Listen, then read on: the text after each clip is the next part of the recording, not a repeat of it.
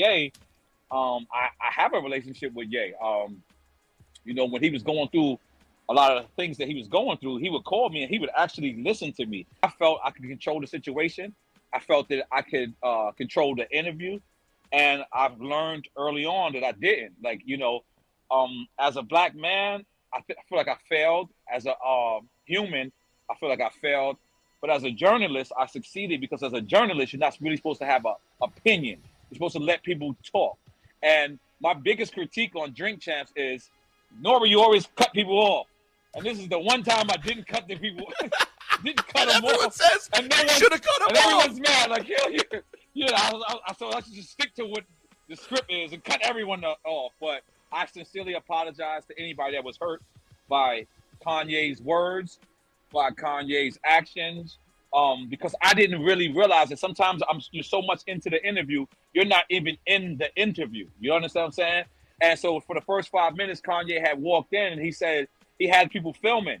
And he told to my producer, he said, if you tell my people to stop filming, that he would walk out. So that the rhetoric of George Floyd, when you hear him speak about George Floyd, that's in the first 5 to 8 minutes of the actual interview. I actually check him and I say, you shouldn't say that. I actually check him about the Jewish community. I actually check him about the black community, but you don't see that till 2 hours in the interview. So what you're seeing right now, what we're getting backlash for, is for the first 5 minutes of the interview. And you guys understand that when you're trying to have a long interview or in-depth interview, You got to pace yourself.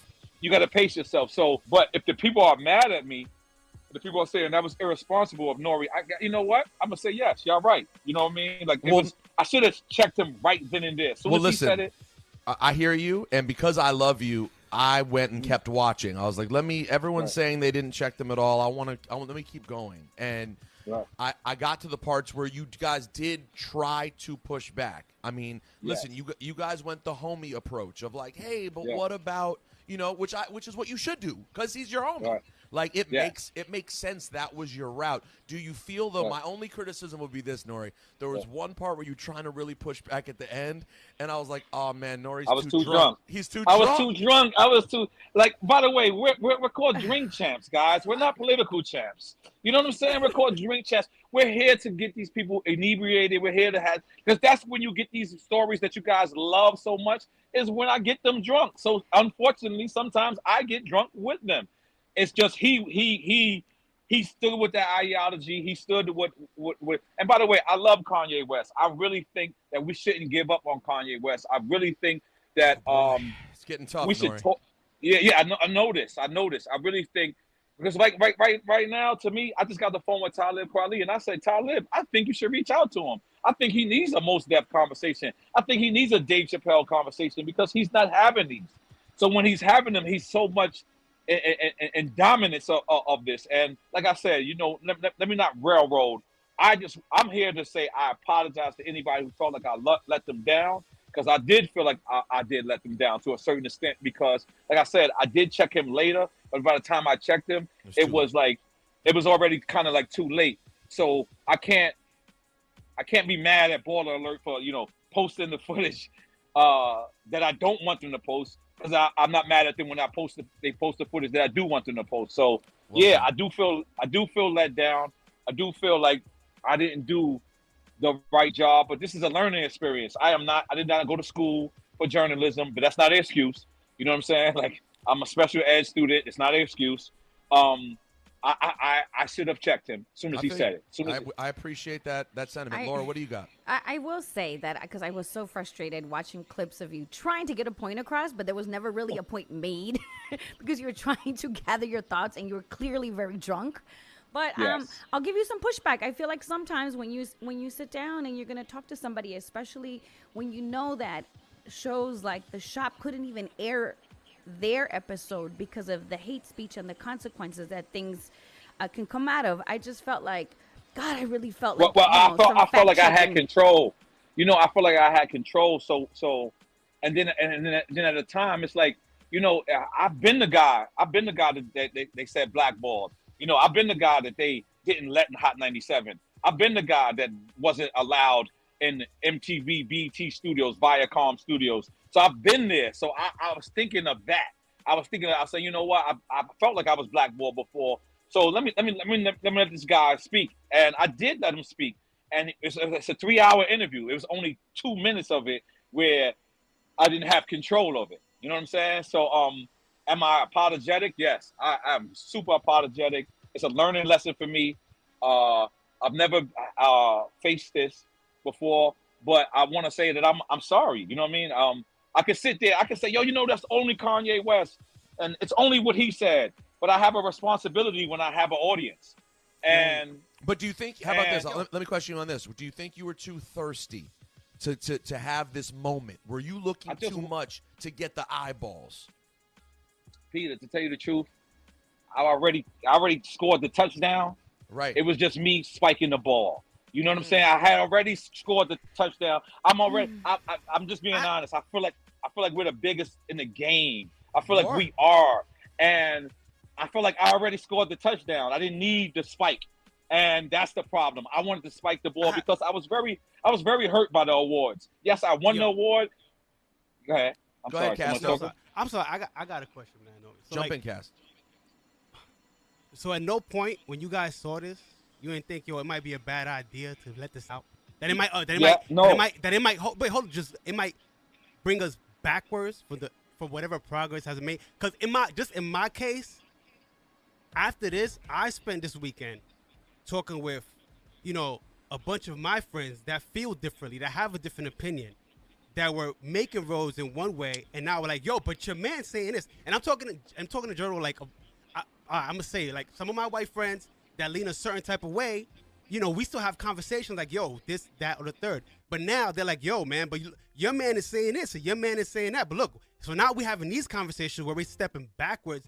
At no point did you guys think like, hey, yo, you know what? It might be a bad idea.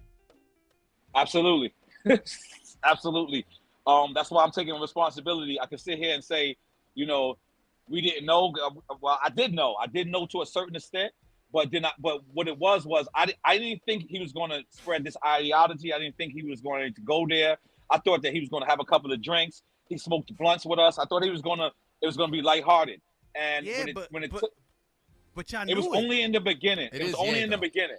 I know. It's Ye. I know. It's Ye. It was only in the beginning, and he threatened my producer that if he couldn't film, he would walk out.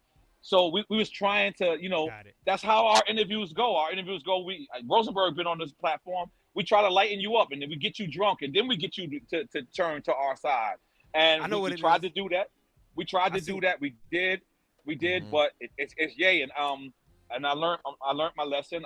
Because at the end of the day, as a journalist, I did my job. I let a person talk. As a journalist, you're supposed to have no opinion, no options, none of that. But I'm black. I am George Floyd. I am Virgil. I am, you know what I'm saying? I am that. And I didn't know until I saw it. I don't watch my own interviews. I just think I'm that dope that I don't even watch myself. You know what I'm saying? So when I watched myself, I was embarrassed. I was like, wait a minute, what did you just let him say? Well, and another lesson for you is that being a journalist isn't just being objective, but it can be fact-checking too.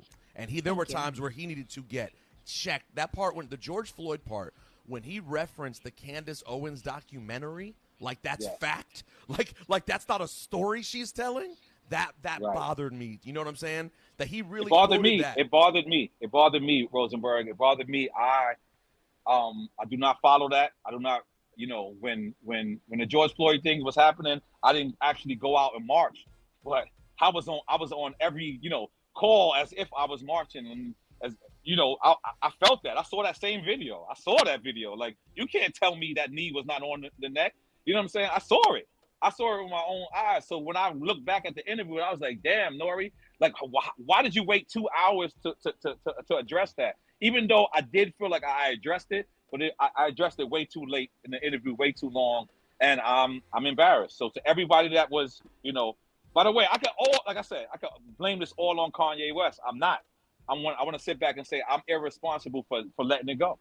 I should have listened to Mav Carver. Yep. N.O.R.E, at any point, maybe off the camera that the audience didn't see, did you have any type of follow-up conversation with him about this? Yeah. My whole thing was soon as the powers that be that we're down with found out about this, they just tried to remove the episode, and I wanted to defend freedom of speech. I wanted to defend that. So I was like, why? Like, you know what I mean? Like, boom, boom, boom, boom. And now that I think about it, it's like sometimes freedom of speech just ain't free. You know what I mean? It's just a different world that we live in, and I regret it. Do I regret it? I want to be honest. I regret it. So if you had to do it again, you would have passed on the interview or not put it out?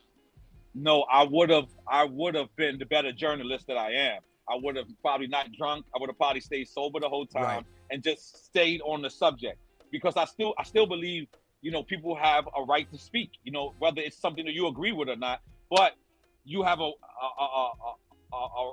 right to also, you know, check them on it and check them immediately. And that's what I regret. And I love, like, it was really interesting too, because for people watching it, you know, you guys don't know N.O.R.E personally. And when N.O.R.E's jumping in at one point, and you're like, yeah, we love Jewish people. We love Jewish people.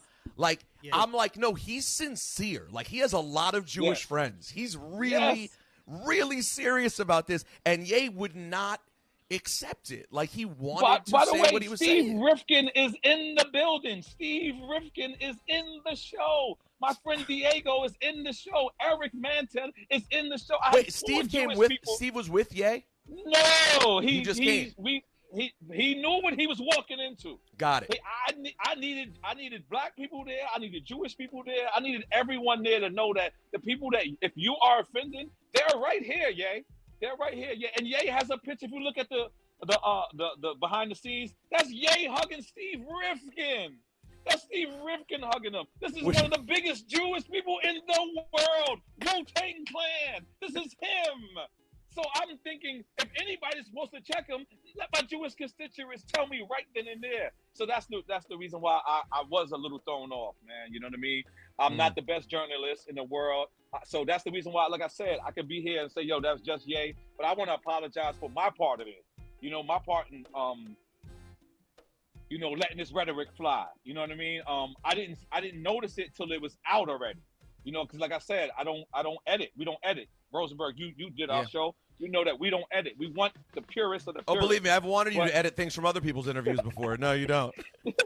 But guess what? We're going to start editing. Rules have changed. Hey, N.O.R.E, listen, I know you're going to probably continue to get dragged for a little bit, and I'll now probably get dragged for being too easy on you. But guess what? I know where your heart is, and I appreciate you coming on and taking ownership today. Yeah, we appreciate your honesty. I'm sorry. I now know. All right, N.O.R.E, love you, man. Take care of yourself.